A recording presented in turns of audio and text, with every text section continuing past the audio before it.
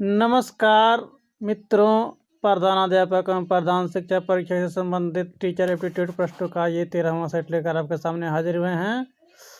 तो मित्रों, आपसे कहना है कि अगर चैनल पर नया है तो चैनल को सब्सक्राइब कर लें, अपने मित्रों को शेयर कर लें और इसके बाद टीचर एप्टीट्यूड के प्रश्नों का सीरीज समाप्त होते हैं। बीएड और डीएड संबंधी प्रश्नों का सेट आपके सामने लेकर हाजिर होंगे। तो चलिए आइए शुरुआत करते हैं अपने पहले प्रश्न की तरफ से। तो पहला प्रश्न, छोटे बच्चों के लिए विद्यालय में दोपहर का भोजन क्यों आवश्यक होती है? बच्चों को कुछ पौष्टिक भोजन मिल जाता है। शिक्षक अभिभावक संघ की बैठक कब होनी चाहिए? शिक्षक अभिभावक संघ की बैठक समय समय पर होनी चाहिए। शिक्षक को समय पर पाठशाला में आ जाना चाहिए। इसका एक सबसे बड़ा लाभ यह है कि छात्र समय की पाबंदी की सीख ग्रहण कर लेंगे। किस किस्म के प्रश्न को आप सबसे अधिक प्रबोधक मानते हैं? प्रश्न जो समस्या प्रधान हो और हल ढूंढने के लिए प्रेरित करे। निम्नलिखित में से कौन सा कार्य ऐसा है इसे पढ़कर छात्र समझने के बजाय हाथ से करके बेहतर सीखते हैं? तो मकान की बिजली घंटी लगाना, बीज बोकर पौधे उगाना, मकान के बिजली का फ्यूज बांधना, ये सभी इसका आंसर हो जाएगा। कक्षा के लिए पाठ योजना तैयार करते समय अध्यापक को मुख्यतः किस बात का ध्यान रखना चाहिए? प्रकरण के लिए निर्धारित उद्देश्य प्राप्त हो जाए, पाठचर्या के लक्ष्य पूरे हों, कक्षा के औसत दर्जे के छात्रों को लाभ हो और इसका आंसर जाएगा, ये सभी होना चाहिए। तो चलिए, हार्वर्ड नामक विद्वान संपूर्ण ज्ञान को एक इकाई के रूप में मानते थे। अगला है, प्रोजेक्ट शिक्षण विधि छात्र को व्यवहारिक ज्ञान प्रदान करती है क्योंकि इसमें छात्र का ज्ञान का आधार उसका निजी अनुभव होता है। वस्तुनिष्ठ प्रश्नों की एक विशेषता यह है कि उसका मापन प्रायः स्थिर होता है। वस्तुनिष्ठ प्रश्नों के संबंध में कौन सी बात सही है? तो इसमें ऐसे प्रश्नों के माध्यम से पाठ्यक्रम के बहुत बड़े भाग को सम्मिलित किया जा सकता है। अध्यापन प्रभावशाली हो सकता है यदि अध्यापक वहां से प्रारंभ करे जहां से पहले से विद्यार्थी जानता हो, विषय पढ़ाने का लंबा अनुभव रखता हो, विषय अच्छा ज्ञाता हो, अर्थात ये सभी इसका आंसर हो जाएगा। सफल अधिगम के लिए आवश्यक है कि छात्रों की मानसिक रुचि को ध्यान में रखकर पढ़ाया जाए। अध्यापक बीच बीच में छात्रों का मनोरंजन भी करते रहें। अध्यापक को विषय पर पूर्ण अधिकार हो, अर्थात ये सभी इसका आंसर हो जाएगा। परिचर्चा विधि कक्षा शिक्षण में बहुत कारगर हो सकती है यदि चर्चा का विषय विद्यार्थियों को पहले से बता दिया जाए। किसी भी प्रभावी संचार प्रणाली की प्रतिपुष्टि का प्रयोग किया जाता है प्रेषण के दोषों को पता लगाने के लिए। किसी शिक्षक की सक्षमता की जांच निम्न आधार पर की जा सकती है। विद्यार्थी की आवश्यकता पूर्ति तथा उनका शिक्षण संतुष्ट होना, मतलब कि किसी भी शिक्षक का सक्षमता का जांच विद्यार्थी की आवश्यकता की पूर्ति और उसका शिक्षण से संतुष्ट होना, ये हो सकता है। तो आइए अगला है, मॉन्टेसरी शिक्षण विधि किस पर अधिक जोर देती है? मॉन्टेसरी शिक्षण विधि छात्र के व्यक्तिगत विकास पर अधिक जोर देती है। निबंधात्मक परीक्षाएं विश्वसनीय नहीं होती है क्योंकि इनके परिणाम जब समान नहीं होते हैं।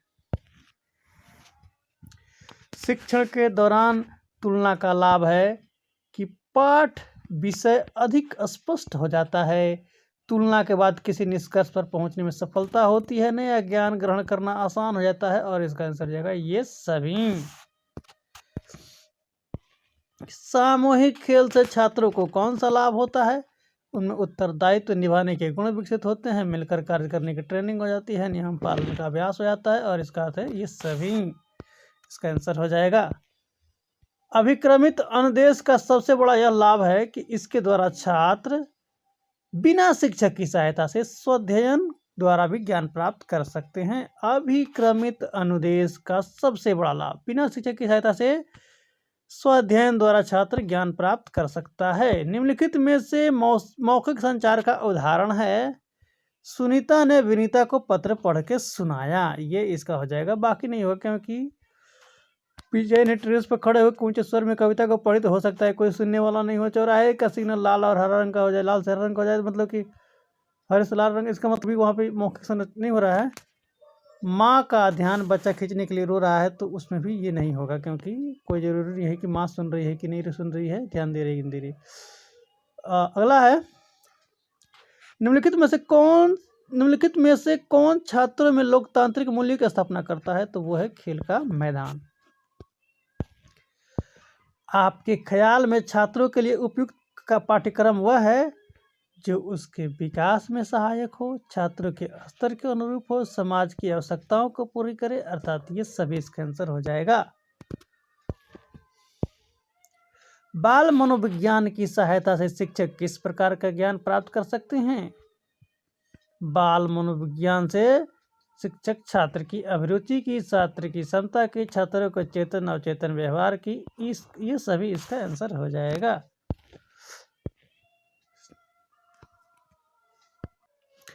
शिक्षा का प्रसार क्यों आवश्यक है? शिक्षा का प्रसार इसलिए आवश्यक है, लोगों को समाज का उपयोगी बनाने का अंग बनाने हेतु। कहा जाता है कि शिशु एक कोरी स्लेट की तरह होता है। इसका अर्थ है कि उसे अपनी इच्छा अनुसार गढ़ा जा सकता है। जिस प्रकार स्लेट पर अपनी इच्छा अनुसार लिखा जा सकता है, उसी प्रकार शिक्षक को शिशु को अपनी इच्छा अनुसार उसको गढ़ा जा सकता है। प्रतियोगिता से एक उत्तम गुण का विकास होता है। क्या विकास होता है? कि लक्ष्य ऊंचा रखता है छात्र, पराजय को भी खुशी खुशी स्वीकार कर लेता है, काम पूरा करके ही दम लेना, अर्थात इसका आंसर हो जाएगा। आप किसी छात्र को श्रेष्ठ मानते हैं जो शिक्षा ग्रहण करने और अध्ययन में रुचि रखता हो। छात्रों की प्रतिक्रिया नकारात्मक भी होती है, सकारात्मक भी होती है।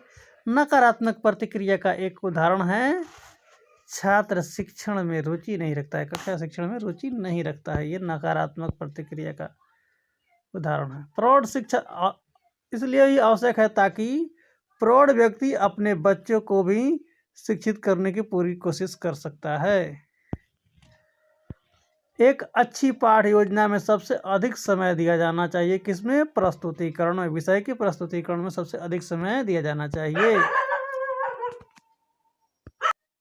भूगोल का पाठ पढ़ाते समय शिक्षक को तुलना विधि का सहारा ले सकता है। इस प्रणाली में छात्रों को निरीक्षण गुण का विकास होता है, सोचने के गुण का विकास होता है, परीक्षण गुण का विकास होता है, अर्थात ये सभी इसका आंसर हो जाएगा।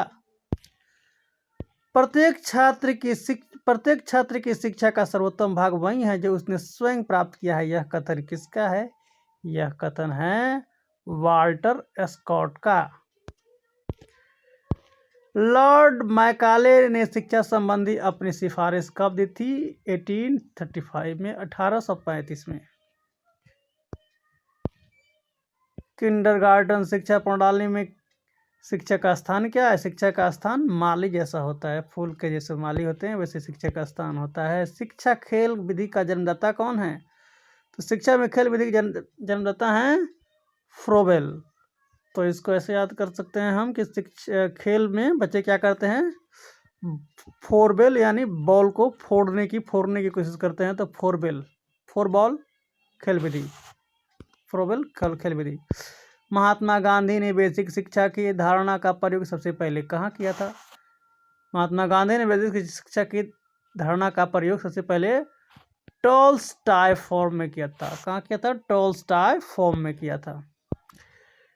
निदर्शन के प्रयोग इसलिए किया जाता है क्योंकि छात्र अमूर्त विचार को भली भांति समझ ले, छात्रों का ध्यान कहीं अन्यत्र न जाए, पाठ्य विषय में रुचि रहे, अर्थात ये सही। मतलब कि निदर्शन का अर्थ होता है कि मॉडल्स को दिखाना, मतलब कि किसी चीज़ को दिखा करके उसके शिक्षण करना।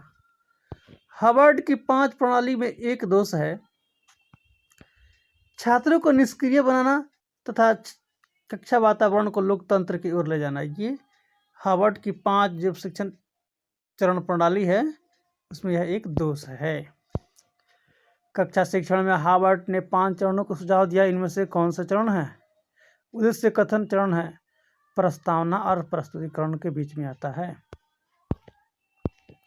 मॉडल चित्रों से उत्तम निदर्शन होता है क्योंकि इसमें लंबाई, चौड़ाई और ऊंचाई तीनों दिखाई पड़ते हैं मॉडल में। अगला है प्रोजेक्ट कार्य करने का उद्देश्य छात्रों में सृजनात्मक योग्यता को प्रोत्साहित करना होता है। मॉडल प्रोजेक्ट कार्य में सृजनात्मक योग्यताओं का प्रोत्साहित करना होता है। निम्नलिखित प्रश्नों में से कौन सा प्रश्न समस्या प्रधान है? पृथ्वी की सारी वनस्पति नष्ट हो जाए तो क्या होगा? यह बच्चों को सोचने पर मजबूर करता है। अगला, निम्नलिखित में से किस विद्वान का कहना है कि खेल बालक की जन्मजात स्वाभाविक प्रवृत्ति है? यह है मैकडूगल का कहना है। मैकडूगल का कहना है कि खेल बालक की जन्मजात स्वाभाविक प्रवृत्ति है। आवृत्ति सिद्धांत का उद्देश्य है अर्जित ज्ञान को अस्थायी बनाने के लिए दोहराने। आवृत्ति का अर्थ होता है जैसे कि लोला घड़ी का जो झूलता है, आवृत्ति करता है तो बार बार आता जाता रहता है, यानी अर्जित ज्ञान को अस्थायी बनाने के लिए उसे दोहराया जाता है, तो वही हो गया आवृत्ति सिद्धांत। छात्रों को पहले कोई सामान्य नियम बताकर उसके बाद उस नियम के उदाहरण देकर नियम की पुष्टि करने की विधि को क्या कहते हैं? निगमन विधि कहते हैं। पहले छात्रों को सामान्य नियम बताएंगे, उसके बाद उदाहरण देकर उस नियम की पुष्टि करेंगे, इसको कहेंगे हम निगमन विधि। प्रश्नों से छात्रों को मानसिक क्रिया जागृत होनी चाहिए। यह उक्ति किस विद्वान की है? प्रश्नों से छात्रों की मानसिक क्रिया जागृत होनी चाहिए, यह है रेमॉन्ट की। प्रश्नों से छात्रों की मानसिक क्रिया जागृत होनी चाहिए, रेमॉन्ट की है। चलिए आगे है, किसी पाठ को पढ़ाने में शिक्षक का सबसे अधिक प्रश्न किस चरण में पूछना चाहिए? इसका आंसर हो जाएगा विकास चरण में। छात्रों को तत्कालीन प्रेरणाएं प्राप्त हो सकती है छात्रों को पुरस्कृत करने से। आपके अनुसार कक्षा में वातावरण कैसा होना चाहिए? सख्त होना चाहिए, तभी कक्षा को सभी नियमों का पालन हो सकेगा। विद्यालय में पर्यावरण शिक्षा दी जा सकती है स्वयं अपनाकर। निष्क्रिय प्रतिरक्षा को प्राप्त किया जा सकता है निवेशित करके क्या? एंटीबॉडीज को। प्राथमिक स्तर पर एक शिक्षक के इनमें से महत्वपूर्ण विशेषताएं मानना चाहिए। सभी तो महत्वपूर्ण है, लेकिन सबसे महत्वपूर्ण अगर पूछ रहा है तो ये हो जाएगा धैर्य और दृढ़ता, सबसे महत्वपूर्ण होगा। बाकी सभी महत्वपूर्ण, लेकिन सबसे महत्वपूर्ण पूछ रहा है तो ये धैर्य और दृढ़ता हो जाएगा। सीखना संबंध हो सकता है यदि वास्तविक दुनिया के उदाहरण को कक्षा में लाया जाए जिसमें विद्यार्थी एक दूसरे से अंतःक्रिया करे और शिक्षक उस प्रक्रिया को सुगम बनाए। मित्रों, जहाँ तक मैं देख रहा हूँ टीचिंग एप्टीट्यूड में जो प्रश्न है और उसका जो ऑप्शन सबसे बड़ा होता है, ये 3-4 लाइन का ऑप्शन है, तो ये अधिकतर सही होते हैं। अगर किसी प्रश्न का उत्तर हमें नहीं आ रहा है तो इस तरह से भी थोड़ा सा हम अंदाज़ा लगा सकते हैं। आप भी आगे देख सकते हैं कि इस तरह का जो है वो बड़ा ऑप्शन जो है सही हो जाता है। निम्न में से कौन से कथन को सीखने की प्रक्रिया की विशेषता नहीं माननी चाहिए? ये है कि शैक्षिक संस्थान ही एक ऐसा संस्थान है जहाँ पे अधिगम प्राप्त होता है। ये जरूरी नहीं है कि शैक्षिक संस्थान में ही ज्ञान प्राप्त हो, कहीं भी हो सकता है, पर्यावरण से हो सकता है, घर पे हो सकता है, और भी जगह से कहीं हो सकता है, लेकिन कोई ज़रूरी नहीं है कि केवल शिक्षण संस्थान से ही ज्ञान का प्राप्ति हो। अगला है, किसी को एक अभिप्रेरित शिक्षण का संकेत माना जाता है। विद्यार्थी द्वारा प्रश्न पूछना, विद्यार्थी प्रश्न पूछने लगे तो यह एक अभिप्रेरित शिक्षण का संकेत माना जाता है। कृतिका अक्सर घर में ज़्यादा बात नहीं करती, लेकिन विद्यालय में वह काफ़ी बात करती है, तो यह दर्शाता है कि कृतिका जो है उसके विचारों को विद्यालय में मान्यता मिलती है, यानी उसके बातों को, विचारों को विद्यालय में मान्यता मिलती है, इसलिए वह विद्यालय में ज़्यादा बोलती है। एक शिक्षक को अपने विद्यार्थी की क्षमताओं को समझने का प्रयास करना चाहिए। निम्नलिखित में से कौन सा क्षेत्र उस उद्देश्य के साथ संबंध है? ये है शिक्षा मनोविज्ञान। सीखने की प्रक्रिया में अभिप्रेरणा क्या है? सीखने की प्रक्रिया में अभिप्रेरणा जो है शिक्षार्थियों को सीखने के प्रति रुचि का विकास करती है। निचली कक्षाओं में शिक्षण की खेल पद्धति मूल रूप से आधारित है, किस पर आधारित है? विकास वृद्धि के मनोविज्ञान सिद्धांत पर। तो इस प्रकार से हमारा ये प्रश्नों का सेट समाप्त होता है। अगला प्रश्नों का सेट जल्द ही लेकर आएंगे। तो मित्रों, आपसे आग्रह है एक बार फिर से कि चैनल पर नए हैं, चैनल को सब्सक्राइब कर ले, वीडियो को लाइक करें और अपने मित्रों को भी शेयर करें। और जल्द ही इसका अगला सेट हम फिर से लेके आएंगे और इस सेट के समाप्त होने के बाद बीएड और डीएड संबंधी प्रश्नों का सेट हम आपके सामने हाजिर करेंगे। जय हिंद, जय भारत।